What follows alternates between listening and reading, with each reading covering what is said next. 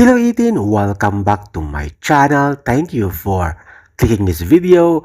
13th anniversary na pala ng ating mahalima SB19. Yes, 13th anniversary na nila sa music industry ng P-pop ng Pilipinas. Kaya naman, sino-sino at ano-anong mga brands kaya ang maging sponsor ng SB19 para sa kanilang party as anniversary, 13th year anniversary nila. Kaya naman, kaka-excite talaga kung sino ang mga endorsement nila. Napakarami.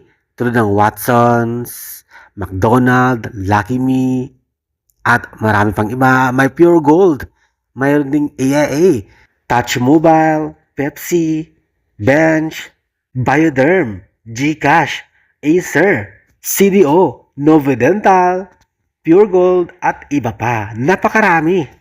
Kaya naman ating pakaabangan ang 13th anniversary ng Mahalima. I'm sure concert yan na magaganap soon.